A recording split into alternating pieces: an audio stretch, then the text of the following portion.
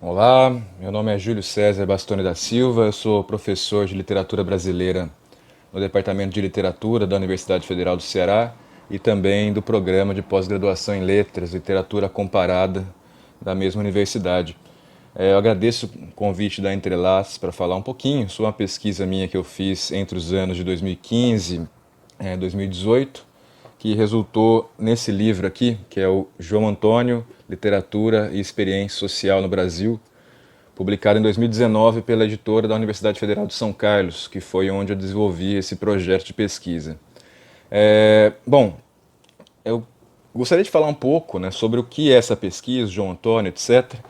Então, começando, né, eu queria falar um pouco acerca do João Antônio. O João Antônio é um escritor, sobretudo contista, né, ele trabalha majoritariamente com narrativas curtas, né, e conto-reportagem, etc. Né, são textos curtos, ele não tem nenhum romance, por exemplo, e uma obra relativamente pouco extensa, né, se a gente contar apenas os livros.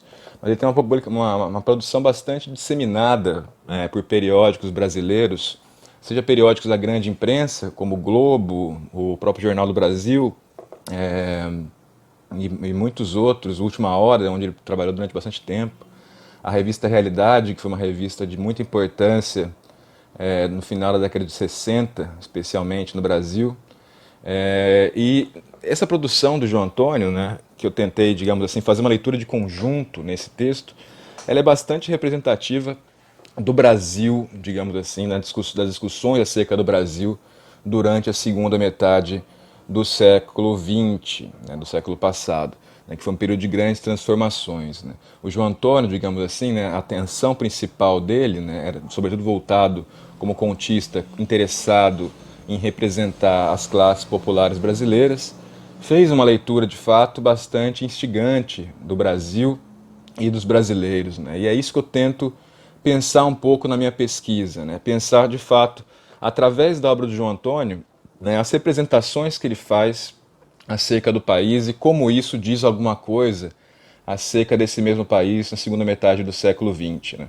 Esse foi um período especialmente, né, marcado por uma transição, né, não apenas política, né, dada a questão do golpe militar de 64, mas uma transição socioeconômica de importância. Né? O Brasil deixa de ser um país majoritariamente rural e passa a ser um país majoritariamente urbano, o que muda completamente a feição do país. Né? É um país que passa, né, a reproduzir as já antigas desigualdades já em outro meio, né, que é o meio urbano, onde as desigualdades são muito mais aparentes, etc., né, e onde, inclusive, há um problema gigantesco de moradia, problemas fundiários, etc., que são, inclusive, até mais agravados do que no próprio campo, né, no sentido mesmo de que as cidades, sobretudo as grandes metrópoles, explodem populacionalmente, né, e você tem a questão da violência, da desigualdade que berra na rua. Né? É uma questão, de fato, que o João Antônio vai tentar dar cabo em seus livros, né? Vai tentar dar conta em seus livros.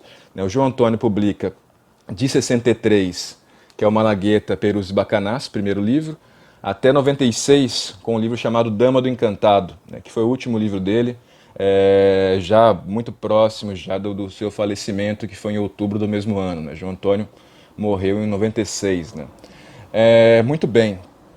Falando um pouco sobre a pesquisa, né, e essas representações do Brasil, né, não sei que da obra de João Antônio, é importante notar de novo, né, que o João Antônio é escritor voltado para representar as classes populares. Né.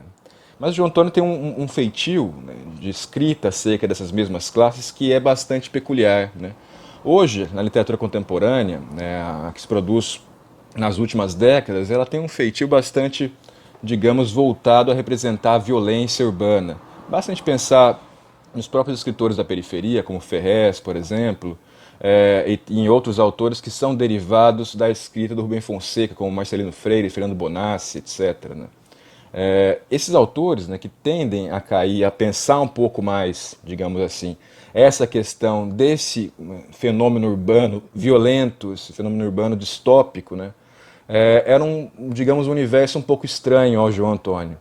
O João Antônio começa a publicar, e a própria cabeça dele é formada, no final da década de 50, né? Período de uma certa esperança acerca dos futuros do Brasil. Basta a gente pensar lá que era o Brasil que emergia do getulismo, né, um período do Juscelino, né, em que havia de fato um certo estímulo, né, um certo estímulo à produção cultural, a pensar um projeto de país, a pensar uma utopia nacional, a construção de Brasília, a fundação de grupos de teatro, uma literatura pujante, era de fato a bossa nova, era de fato um período bastante especial, né, em que parecia haver uma certa como diria, uma consciência de aliança entre povo e intelectuais, ou mesmo a construção de um país novo, né, que podia se formar a partir, digamos assim, desse conjunto, desse caldo cultural que o Brasil representava à época. Ou seja, o Brasil tinha essa ideia mesmo de um futuro gigante à frente, pujante à frente. Né?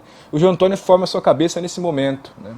É interessante, né, porque é um período de um nacionalismo bastante pronunciado, mas é um nacionalismo muito peculiar, né? Porque o nacionalismo, de fato, popular, né? É derivado, sem dúvida, né? Isso emerge desde o modernismo, desde alguns ensaístas da década de 30, desde o próprio romance de 30, né? E isso, na década de 50, estoura, né? Com essa ebulição cultural que vai durar pelo menos até 68, né? Até mais ou menos o AI-5, né? Que daí, de fato, foi o golpe de morte na cultura brasileira e nesse projeto de país, né, que estava se formando no período. E o João Antônio, publicando em 63, né, já começa a escrever já entre finais da década de 50 e começo de 60, publicando em 63 ele vai publicar o Malagueta, Perus e Bacanaço, né, cuja narrativa principal é voltada a representar três malandros que fazem digamos, um circuito, né, da tentativa de sobrevivência na São Paulo do período, né, pela sinuca, pela malandragem, etc. Né? É de fato uma ideia mesmo de uma representação dessa vida miúda do malandro urbano, né, que vive como pode nesse período, né? Mas é um malandro que não tem nada a ver com o bandido que a gente está acostumado a ler hoje, né? O bandido no sentido do criminoso, o traficante, o algo que o vale, né? Como a gente acostuma ver, por exemplo, na personagem do Zé Pequeno, do Cidade de Deus. A gente não tem esse criminoso na obra do João Antônio. Pelo contrário, Malagueta, Perus e Bacanaço são três malandros que lembram muito aquela malandragem do samba de 30, etc., do pobre que tem uma vida miúda, etc., uma vida de fato bastante complicada, porém não é um malandro que exerce o poder de coação. Né? A violência aparece muito pouco, né? Nos textos do João Antônio. E o restante dos textos falando inclusive da infância, memória, do trabalhador, né? São textos de fato, né, que evitam entrar nessa questão da violência urbana e tendem a representar a vida popular de uma maneira muito quase lírica, digamos assim, né? Inclusive no próprio andamento da narrativa, né? E tem quase uma colagem mesmo, uma empatia enorme entre narrador e personagens, né? É de fato, né, o texto de João Antônio, um texto que representa bem essa época, no sentido dessa aliança intelectual e classes populares, de pensar uma utopia de país, de pensar uma possibilidade emancipatória para o país, né? E é aqui, né, que eu comecei a pensar a obra dele enquanto uma obra de fato que vai começar a pensar o Brasil da segunda metade do século XX, em que essas mesmas condições de utopia, de um país novo, de uma construção nacional, começam a ser postas em xeque. Daí a gente costuma falar, né, quando a gente trabalha com literatura contemporânea, na década de 70 como um ponto-chave de inflexão, né, especialmente na chamada literatura da violência, da literatura urbana, né, cujo maior representante, sem dúvida, foi um grande contista, que é o Rubem Fonseca. Né. Certamente ele é um grande contista. E essa literatura da violência, né, voltada à representação de fato desse mundo urbano distópico, né, de uma maldade, digamos, quase inata da própria humanidade, né, uma visão bastante complexa, né, do fenômeno humano, que tende a fazer essa ênfase nesse Brasil modernizado, né, digamos que a violência é praticamente disseminada em toda a sociedade, né. É nesse momento da década de 70 que isso começa a surgir. Né? E lembrando que o João Antônio tem outra pegada. Né? Ele começa em 63, dá uma parada enorme na produção literária em livro. Né? Ele vai continuar publicando nos jornais até 75, né? Vai publicar, na verdade, durante toda a vida, né? Até 96, quando ele falece. Mas até 75 ele não publica em livro. Né? E ele volta em 75 com dois livros. Um de contos, que é o Leão de Chácara, e outro que é o Malhação do Judas Carioca, que é de contos, reportagens, entrevistas, etc. Né? E nesses textos, né, é interessante, especialmente pensando no Leão de Chácara, que é o livro de ficção, de narrativas curtas, né, que o João Antônio ele não vai, digamos assim, mudar frontalmente a sua literatura frente ao que estava ocorrendo no período, ou seja, né, equiparar, né, a literatura do João Antônio a essa mesma literatura da violência da década de 70 é um pouco difícil, né, porque ele ainda mantém essa mesma pegada de representação das classes populares que tendem a pensar, digamos, esse horizonte utópico para o país. Né? Ainda que ele foque nas questões da vida difícil do malandro, da vida difícil do pobre, na vida difícil, digamos, do próprio Leão de Chácara, do marginal urbano, né? Enfim, ele não vai, digamos, animalizar ou então brutalizar esses personagens, né? Ele vai, de fato, fazer o contrário, né? Ele vai tentar mostrar certo teor quase, digamos assim, afetivo na vida desses personagens, ainda, né, que esse mesmo teor afetivo seja cercado por toda sorte de violências, né? É interessante, né, que para o narrador João Antoniano, a questão da empatia entre narrador e personagem é muito forte. Logo, essa dada representação, né, desses personagens parece que mantém aquele horizonte utópico da década anterior. Né? O João Antônio não entra nesse circuito da literatura da violência da década de 70. E isso é uma coisa interessante, porque isso vai mostrando, né, digamos assim, e a obra dele vai caminhando para isso, né, para um profundo rancor em relação ao país. Né? Especialmente num livro, isso vai aflorar, tem tanto no Dedo Duro, que é o de 82, quanto um livro chamado Abraçado ao Meu Rancor, que é de 86. Nesse texto, como o próprio nome o diz, né, ele vai pensar o fenômeno urbano, o malandro urbano, etc., né, dentro de uma profunda ausência. Ou seja, ele quer dizer o seguinte, né, esse malandro desapareceu, esse horizonte utópico desapareceu, né, e o Brasil não parece ter qualquer futuro. Né. Aquele horizonte utópico que estava lá em 63, no Malagueta, que ainda aparece no próprio Leão de Chácara, parece que progressivamente vai se tornando num rancor em relação ao país, no sentido mesmo de um narrador que vai se colocando de uma maneira ainda mais introspectiva, né? No sentido mesmo de voltar a pensar a sua própria condição e a partir dessa condição pensar o mundo. E é de fato um mundo complexo, que o Brasil abandona qualquer projeto utópico. Né? Esse dado ainda permanece, né? Pelo menos até a democratização, né? E mesmo depois dela, né, parece que o João Antônio meio que perde, digamos assim, algum tipo de ilusão acerca do país. Né? É interessante pegar a literatura de finais da década de 80 e produção nos jornais também, e começo da década de 90, que o João Antônio vai pensar no Brasil como um país fracassado. Né? Então aquele horizonte utópico do começo, né, não era uma literatura engajada, mas havia um horizonte, digamos, de emancipação, de pensar o futuro através desses personagens populares que representavam a beleza do povo brasileiro. Né, isso tudo se perde na década de 90. O João Antônio começa de fato a pensar nesse fracasso civilizacional. Né. Não à toa, um dos seus últimos livros, chamado Um Herói Sem Paradeiro, que recupera narrativas desde a década de 70, tem um conto escrito na década de 90 chamado Nas Entranhas, em que ele vai falar de um investidor, etc., vai falar sobre a questão da bancarrota brasileira durante o governo Collor, né?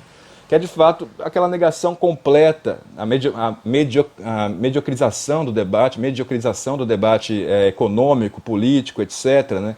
Que se torna bastante rebaixado, ou seja, não há mais horizonte utópico. O que há é gerir a massa falida da população, da economia, da política brasileira. Né? Torna-se um país medíocre, né? E João Antônio flagra isso na década de 90. É interessante isso, como ele vai, digamos assim, a partir livro a livro, basicamente. Ele vai tentando, de fato, dar conta desse fenômeno brasileiro, né? E acaba, no final da sua produção, voltando-se, né, para um rancor tremendo acerca do país. Né? É interessantíssimo isso, né, de como, mesmo no começo, né, em que havia esse horizonte utópico, já era uma visão complexa acerca do país. E ela vai se tornando cada vez mais complexa e mais rancorosa acerca dos destinos nacionais que parecem abdicar, né, de qualquer horizonte de utopia. Né.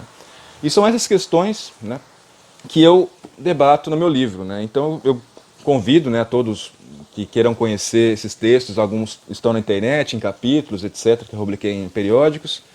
E esse livro completo está disponível no site da editora da UFSCar, né, onde eu falo dessas questões, né, basicamente livro a livro, né, pensando também Uma das partes do livro é basicamente dedicada apenas à produção jornalística do João Antônio, a outra à ficcional, e uma primeira introdução que pensa o papel do João Antônio dentro dessa literatura entre as décadas de 60 e 70. Né? Então são 3 partes no livro, né? 3 grandes partes no livro, em que eu tento fazer uma leitura de fato de conjunto da obra de João Antônio, né? Pensando nessas questões do Brasil, né? Pensar ele de fato como um grande pensador do Brasil, né? Um dos que melhor representou o país na segunda metade do século XX brasileiro. Eu acho que ele flagra e representa muito bem essas mudanças, né? É uma visão profundamente pessoal, mas profundamente representativa de uma subjetividade brasileira que ele flagra em suas narrativas curtas e nos seus textos jornalísticos. Mas era isso que eu queria dizer para vocês, né? Eu agradeço de novo o convite da Entrelaces e fico sempre à disposição para questões, para conversas, para diálogos. Muito obrigado e até.